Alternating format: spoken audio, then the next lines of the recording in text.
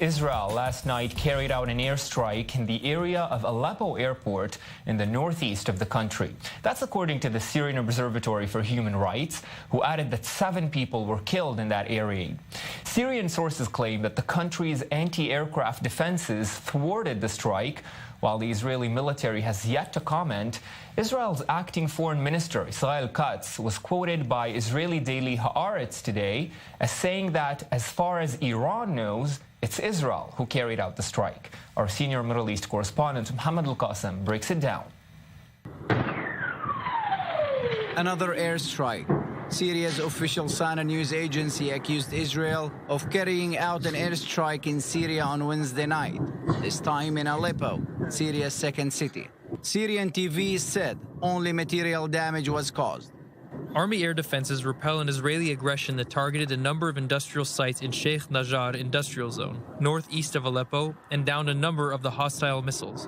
The British-based Syrian Observatory for Human Rights War Monitor said the Israeli bombardment killed 7 people and hit ammunition stores belonging to Iranian forces and allied groups and caused huge explosions.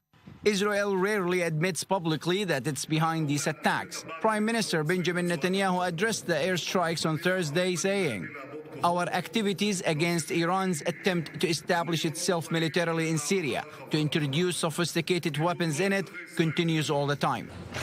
This air raid in Syria is the first since U.S. President Donald Trump recognized the Golan Heights as Israeli territory last Monday. The Golan Heights were seized from Syria in the Six-Day War of 1967, and the U.S. decision broke with decades of international consensus. Israel has carried out hundreds of airstrikes in Syria in the past few years, targeting positions held by arch-enemy Iran and its Lebanese ally Hezbollah, with the goal of stopping Iran from entrenching itself militarily in the war-torn country. The Syrian government has always said it will retaliate at a time and place of its chosen.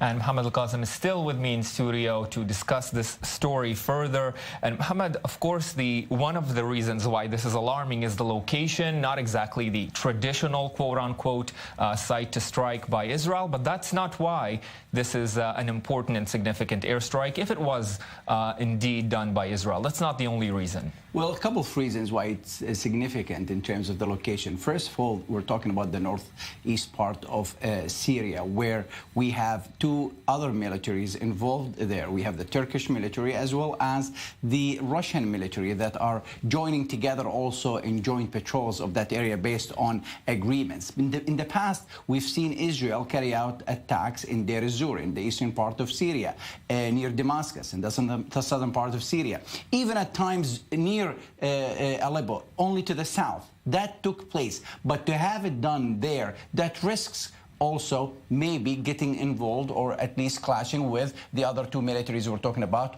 And also, it's an area, it has heavy presence of the Syrian opposition of different backgrounds. Also, that tells us that probably Israel now has more access to Syria or in Syria, that it has a green light not only from the Russians but also from the U.S., just on the heels of President Trump giving Israel officially from the U.S.